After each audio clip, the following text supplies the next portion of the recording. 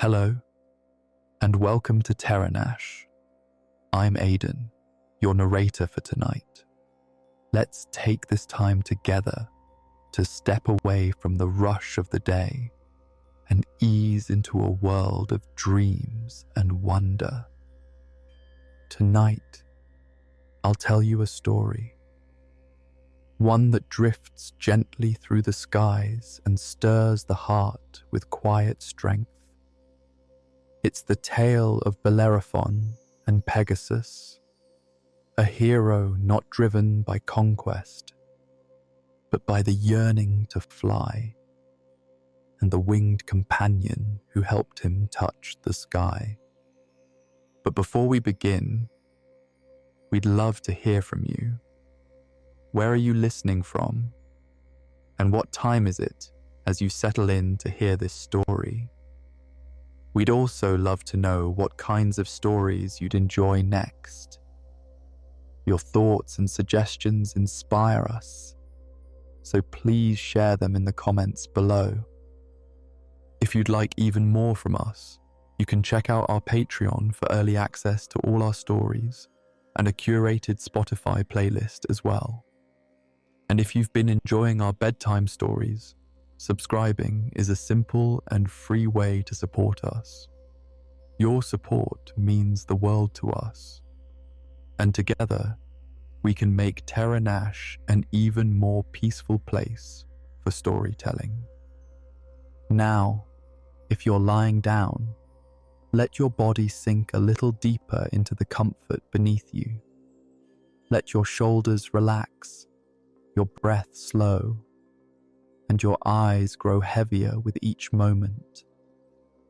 Imagine a soft breeze brushing across a starlit meadow, the scent of wild flowers in the air, a distant echo of hooves in the sky. Let's begin our journey with Bellerophon and the winged whisper of Pegasus.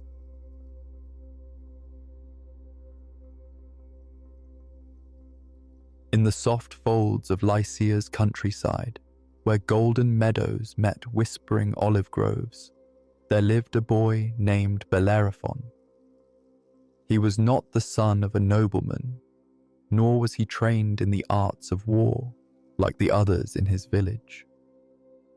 Instead, Bellerophon spent his days wandering the hills, barefoot and quiet, with a satchel full of fig leaves and a head full of dreams.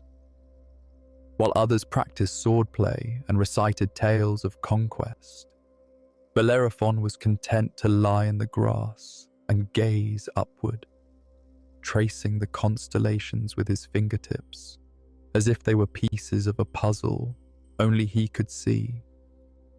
He often whispered to the wind, telling it his hopes: to fly, to feel the sky wrap around him like a warm cloak, and to see the world not from the dust of the earth, but from the peace of the clouds. The villagers thought him strange, a boy with too much wonder and not enough practicality. But Bellerophon never minded. The meadow was his sanctuary, and the stars his companions. At night, he would return home with stories spilling from his lips. Stories of winged horses that danced among the constellations and gentle gods who watched from above. His mother would smile and smooth back his hair, knowing that her son's heart beat in rhythm with the skies. One evening, as the sun dipped low and painted the world in soft gold, Bellerophon stood alone atop a hill where the wind always sang. He raised his arms slowly, as if inviting the heavens to lift him, and closed his eyes. In that quiet moment, he didn't feel earthbound. He felt seen, and somewhere beyond the clouds, something ancient stirred. Though he didn't know it yet, his longing had been heard.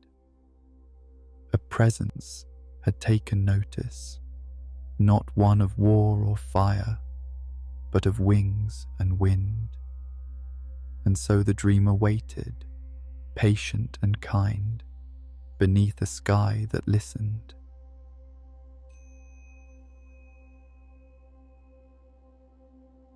The days rolled on gently in Lycia, each one folded in soft breezes and the rustle of olive trees. Bellerophon continued his quiet ritual, visiting the meadows before dawn and lingering until the stars blinked awake. He had begun to leave small offerings among the wildflowers, polished stones, fresh thyme, and little pieces of honeycomb wrapped in fig leaves. He didn't know exactly who he was leaving them for, only that the wind seemed to sigh more softly when he did. One night, just after the moon had risen full and low, bathing the fields in a silvery hush, something changed. The air grew still, like the breath of the world had paused. Crickets fell silent. Even the trees stopped swaying. Bellerophon, who had curled beneath his favorite olive tree, sat up slowly. There, shimmering just beyond the reach of shadow, was a figure so beautiful and quiet it could have been mistaken for a dream. A winged horse stood at the edge of the meadow, its feathers glowing faintly with the light of the moon. Its body was silver white, like starlight woven into form, and its mane drifted in the wind like river mist. It didn't stomp or snort or rear. It simply watched. Pegasus. The name came to Bellerophon's lips in a whisper, though he had never spoken it aloud before. The creature turned its head, meeting his gaze with eyes deep as sky. They stared at one another, boy and myth, the moment suspended like a breath held between heartbeats. Then, with a beat of its wings so soft it stirred only petals, Pegasus rose into the air and disappeared into the clouds. No sound, no farewell, just the shimmer of moonlight fading. Bellerophon stood motionless, heart thundering with awe and something else.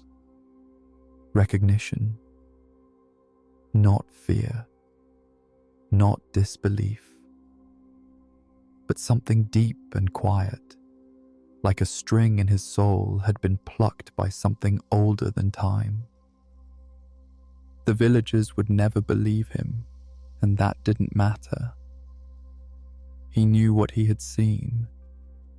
The winged horse was real, and more than that, it had seen him too. From that night forward, Bellerophon no longer only dreamed of the sky. He knew the sky had started dreaming back.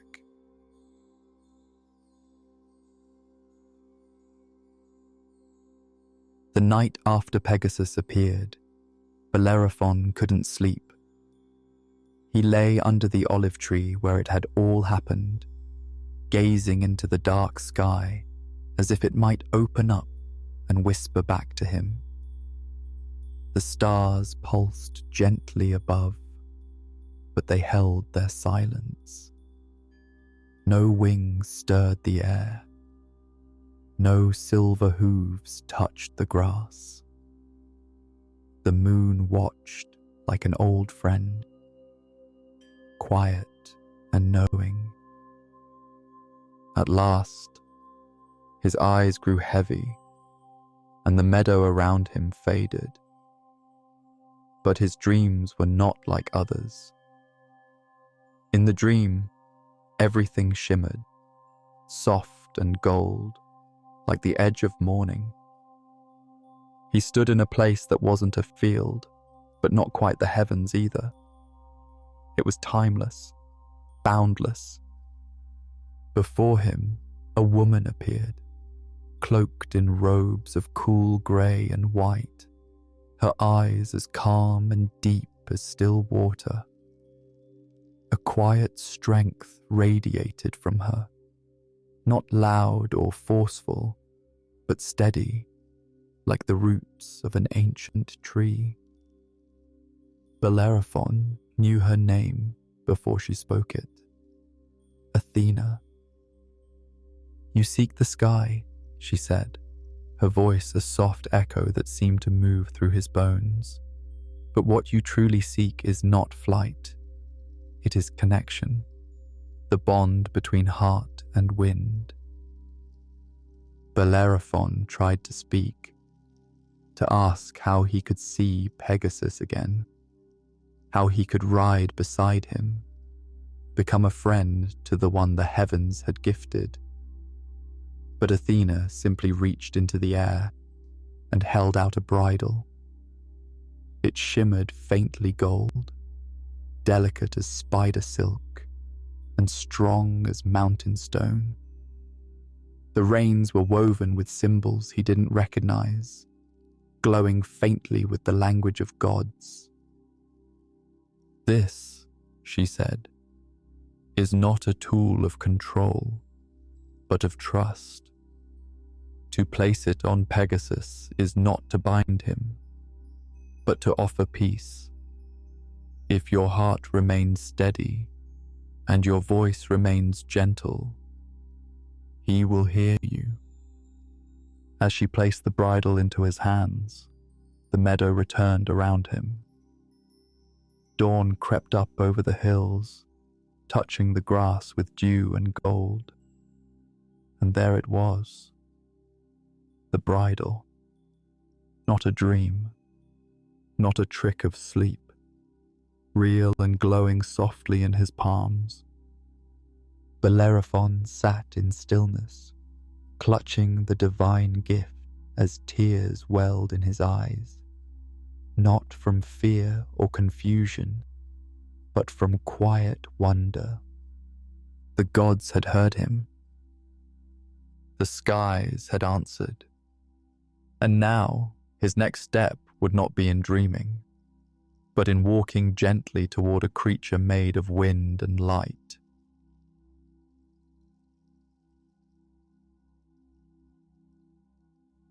The golden bridle rested in Bellerophon's hands as he made his way to the Valley of Wind, a hidden stretch of meadow beyond the hills, where the earth dipped low and the breeze always sang like a lullaby. It was said that wild creatures went there to be alone, drawn by the hush of the land and the wide open sky. He had a feeling that Pegasus might return to such a place, somewhere unclaimed, unchained, free. He didn't run. He didn't call out. Instead, he moved softly through the tall grass, his bare feet quiet against the earth, the bridle glinting faintly in the morning sun. When he reached the center of the valley, he sat down, placing the bridle gently on a smooth stone beside him. Then he waited. Hours passed. The wind stirred. The clouds drifted lazily above. The world remained still. And then, just as the sun began to dip toward afternoon, a hush fell again across the valley. The same hush he had felt on the night Pegasus first appeared. The birds quieted. the grass still, and in the hush came a sound, the softest flutter, like feathers brushing silk. Bellerophon didn't move.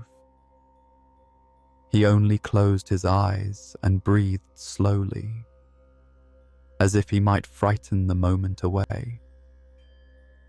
When he opened them again, Pegasus stood before him.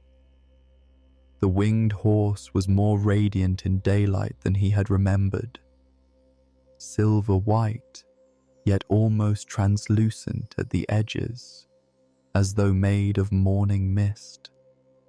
Its wings were tucked neatly at its sides, and its eyes, wide and intelligent, regarded Bellerophon with curiosity. The boy said nothing. He offered no command, no promise. He simply bowed his head, once, deeply, and then, with steady hands, nudged the golden bridle closer across the grass. Pegasus didn't flinch. He took a slow step forward, then another. The sun caught in his feathers, casting faint rainbows over the meadow. When he reached the bridle, he sniffed it gently, then turned his gaze to the boy once more. For a long, quiet moment, they just breathed together, two hearts syncing with the rhythm of the earth. Then, with a movement so graceful it felt like a prayer, Pegasus lowered his head, allowing Bellerophon to lift the bridle and placed it gently over him. The connection that passed between them in that instant wasn't loud or grand. It was quiet, like the first note of a lullaby. Bellerophon placed a hand on Pegasus' neck and felt not power, but peace. Without a word, the winged horse lowered himself, inviting the boy onto his back. Bellerophon climbed on, his legs trembling with wonder, and held lightly, not gripping, not forcing.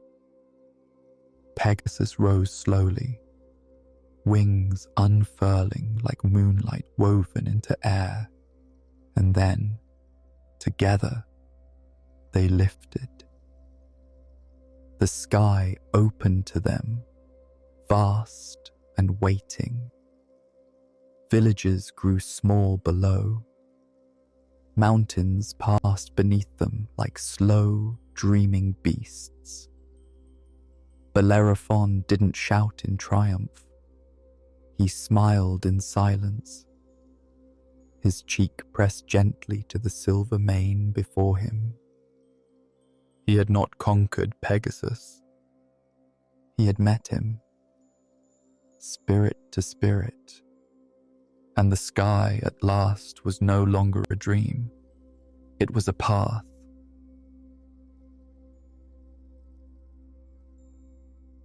Days passed in blissful flight as Bellerophon and Pegasus soared over valleys, coastlines, and hills untouched by human steps. Each sunrise painted the skies with golden warmth, and each evening faded into lavender clouds where silence reigned.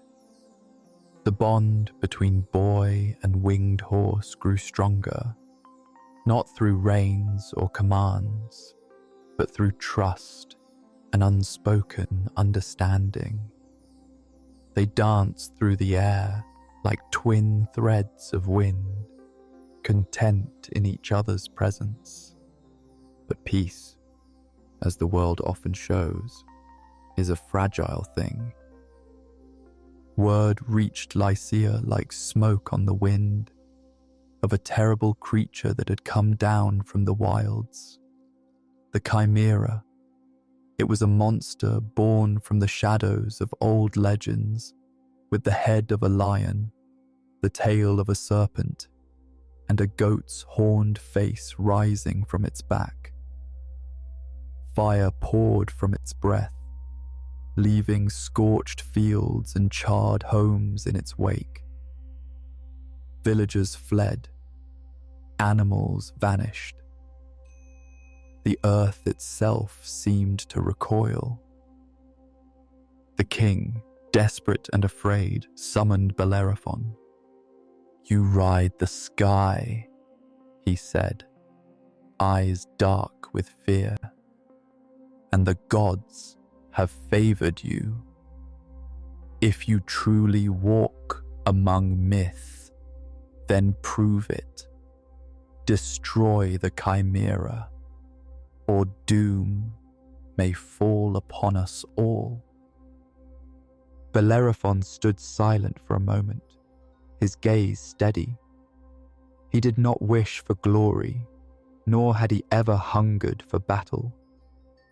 His heart was not built for conquest, but he thought of the frightened eyes of farmers, the smoke curling through forests, the creatures with nowhere left to run. He bowed his head. "I'll go." The next morning, he and Pegasus flew toward the scorched lands, where the ground was blackened and ash curled in the air like ghosts. From a distance, they saw it. The chimera, massive and seething with fury. Its lion head roared fire into the sky. Its serpent tail lashed like a whip. The goat head shrieked with rage. It moved like thunder, fast, brutal, and without remorse. Pegasus circled high above the creature, avoiding its fiery breath. Bellerophon watched, heart pounding not with fear, but focus. He didn't draw a blade. Instead, he observed. The chimera's fire was powerful, but it faltered when the wind blew strong. Its body was fierce, but slow to turn, and its rage, it was blind. He whispered to Pegasus, and together they began to move. Not in attack, but in dance. They darted just above the creature, weaving through flame and smoke, stirring the air with every wing beat. The skies twisted with wind. The flames began to flicker and twist back toward the chimera, feeding off its own fury. Pegasus dove low, just out of reach, forcing the creature to roar upward again and again, until, finally, the monster's own fire turned upon itself. In a final furious breath, the chimera roared, and the flames consumed it, scattering its shape into a column of smoke and ash that spiraled into the sky.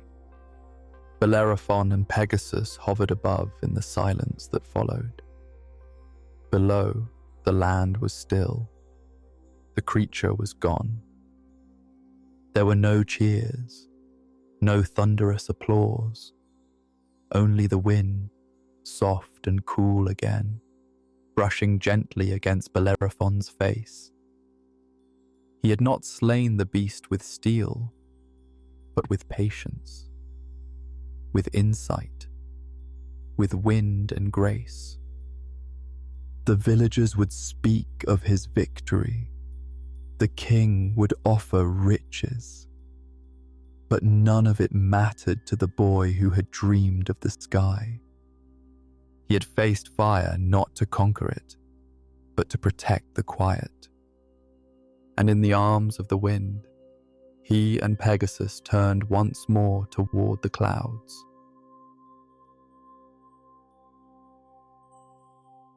The skies welcomed them back as if they had always belonged. After the Chimera's defeat, Bellerophon and Pegasus did not return at once to the palace.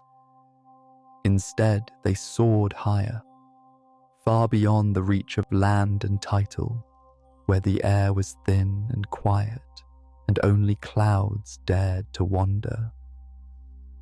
There, above the storm line, Bellerophon rested his hand on Pegasus's neck and closed his eyes. He could still feel the heat of the Chimera's fire, hear the echo of its final cry, but it no longer clung to him like fear. Instead, it drifted away like smoke in the wind. When at last they returned to Lycia, the people flooded the fields to see them.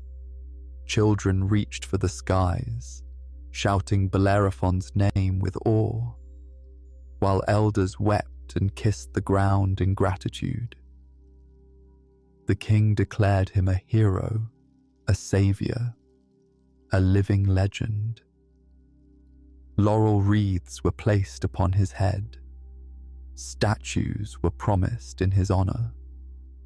The palace doors opened wide, offering him feasts, riches, and a seat beside royalty. But Bellerophon felt distant from it all. He smiled kindly, bowed when needed, but his eyes often drifted skyward. In the quiet of his heart, he missed the simple meadow. He missed the sound of wind passing through grass, the feel of Pegasus's feathers brushing his cheek during flight. The boy who once dreamt of the sky now stood among those who measured greatness in gold and glory, and he felt strangely small. At night, he would sneak away from the palace to the cliffs, where Pegasus waited patiently. There, they flew, just for the joy of it. No battles, no watching eyes, just the sky and the stars, and the whisper of wings.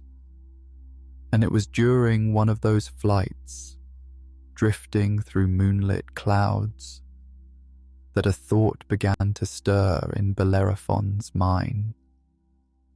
If he could rise this high, could he go even further? He had heard tales whispered in temples of Olympus, the realm of the gods, where eternal light bathed golden halls and ambrosia flowed like spring water. He wondered if perhaps now, after all he had done, he might be worthy of that place. The idea was gentle at first, like a bird resting in his palm. But slowly, pride curled around it. After all, hadn't he been chosen, given a gift by Athena herself, defeated a beast no army dared face, tamed Pegasus, the untamable? And so, one morning, before the sun had stretched over the mountains, Bellerophon climbed onto Pegasus with a new intention, not to wander the skies, but to reach above them. He whispered a command he had never dared before. "Take me to Olympus." At first, Pegasus hesitated, his wings shifting uncertainly beneath him. Bellerophon tightened his grip. "Please." With a beat of silver wings, they rose, higher than ever before. Past the clouds, through thin air and pale light, toward a sky that shimmered like polished marble. But the further they went, the heavier the air became. The stars grew distant. The wind grew still. And then the rain began. Not cold or cruel, but soft, gentle, as if the gods were weeping, not in anger, but in sorrow. A quiet mist fell upon Bellerophon's shoulders. Pegasus slowed. The sky did not open. Olympus remained hidden. And Bellerophon understood. This was not his place to reach. Not yet. Perhaps not ever. He loosened his grip. His breath caught as the wind shifted, and Pegasus tilted into a descent. They did not fall. They floated, like a leaf returning to earth after a long, wistful drift. When they landed once more in the familiar meadow, Bellerophon slid from Pegasus's back and fell to his knees. Not in defeat, but in humility. He had touched the edge of the divine and returned with something far more precious than glory: peace.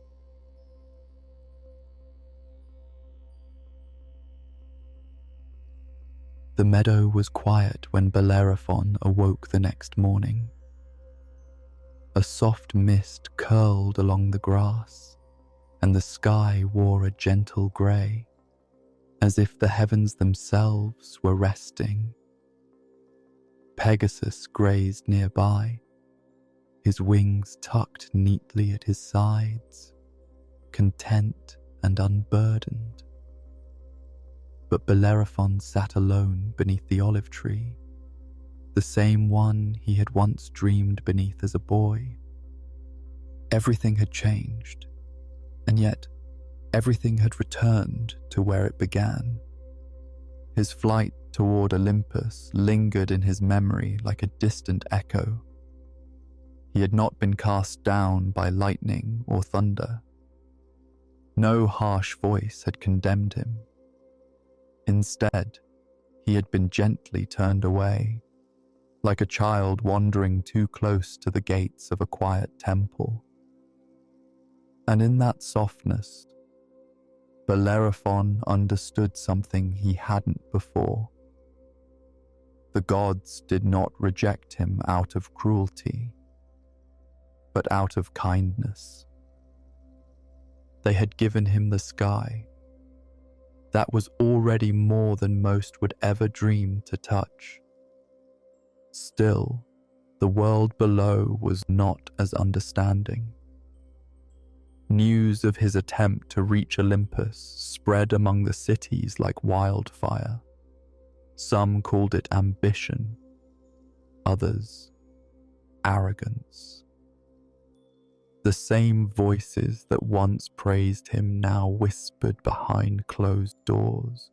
The gods chose him, and still he asked for more. He dared to rise where only immortals belong. He will fall again, and next time, the gods won't be so gentle. The king, who once toasted Bellerophon in marble halls, now grew distant, his praise colder, his eyes full of caution. The offers of feasts faded, invitations ceased, and slowly, Bellerophon was no longer a hero of the court, but a memory the nobles retold with caution in their tone. But Bellerophon did not protest. He did not chase their favor. He quietly left the palace and returned to the hills where he had always belonged.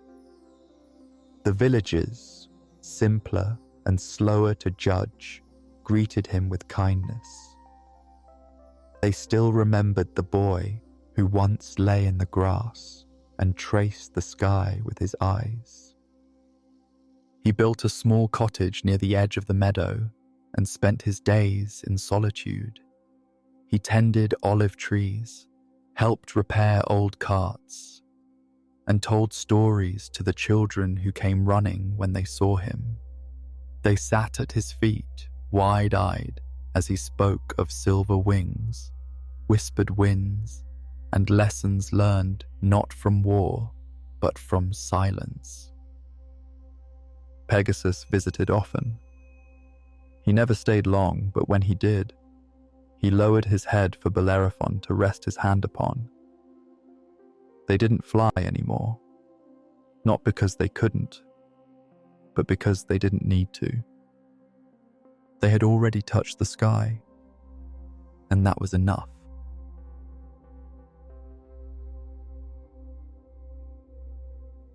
The years passed gently, like leaves drifting down a quiet stream.